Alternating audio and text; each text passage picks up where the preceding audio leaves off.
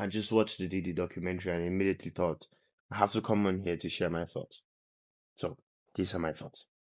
Number one, Diddy is a bad motherfucker. That guy is, wow. Yeah, that record label that he calls Bad Boy Records, perfect name.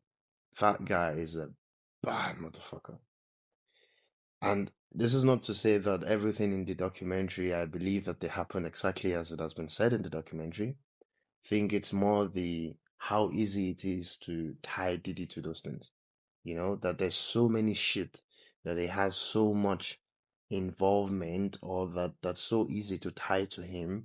It's not a question of him not being a saint or being a saint. It's clearly he's a bad motherfucker. The only question is how bad.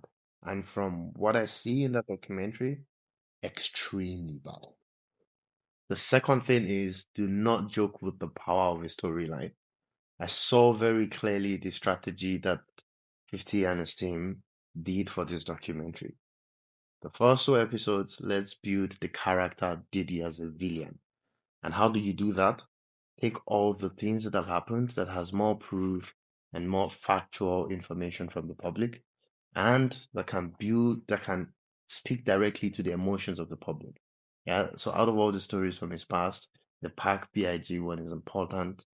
The one about the basketball game where people were stampeded at the entrance of the game and so on. These are things that will bring out people's emotion. There's public information about it. There are police confessions and so on. So now building the character Didi as a villain, very easy. Now we use episode 3 and 4 to talk about the more recent things that we've heard about. And if we have built the character that is a villain, it's easy to believe whichever way we formulate the story.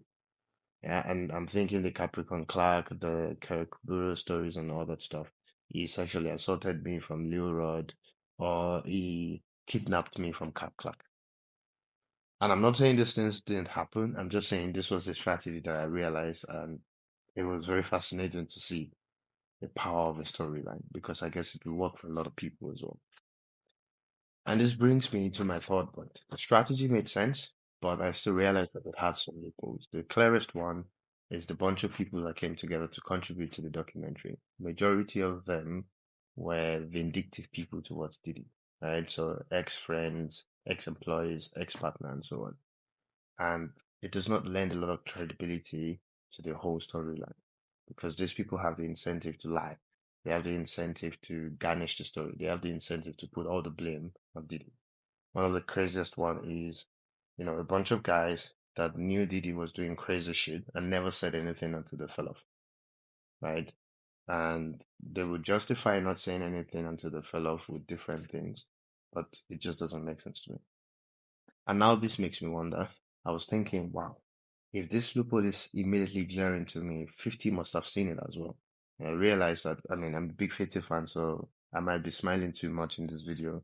But I realized that 50's goal is not necessarily to be accurate or anything with the documentary.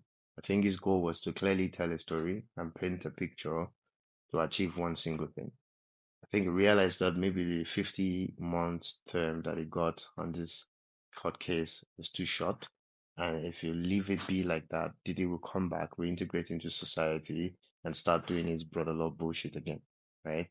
And that many of the cases that are currently pending in trial, they probably don't have enough proof to do anything to Diddy, considering his legal team. So, what can I do? I need to destroy all his opportunity to re-enter society.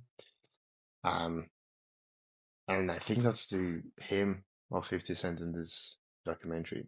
I don't think he was trying to expose the truth or whatever.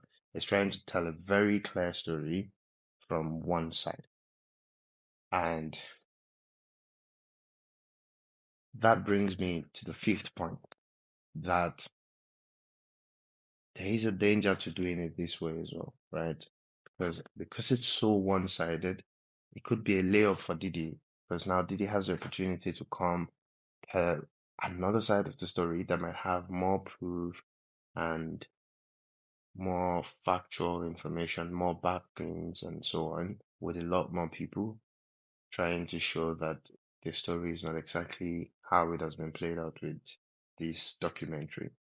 So I'm a bit worried that because the story did not even try to mimic a balance, it just focused on showing that Diddy is a villain and is a terrible person and is bad, and which for me, I personally believe that there's no one that is inherently evil, right? There are always different situations and incentives, and people would behave differently to different things. Yeah.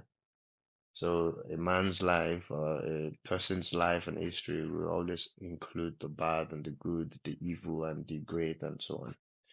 And I hope it's just not a layup for Diddy to come sell another story that might be more believable. But all in all, from my perspective, I think the documentary did enough to show that that name Bad Boy Records, Diddy is living by those words very, very much. He's a bad guy. However, it also shows me that there's more to come.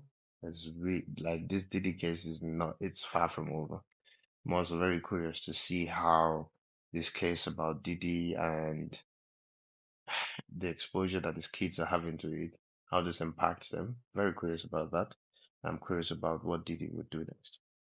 But fun stuff. Kudos to 50 Cent and the Netflix team. I think they did a great job with the documentary in general, especially for what imagine 50 Cent wants to achieve with it. Curious to see what comes next. Curious to also hear your thoughts. I'm wondering if I'm the only one that's thinking about it the way I thought about it.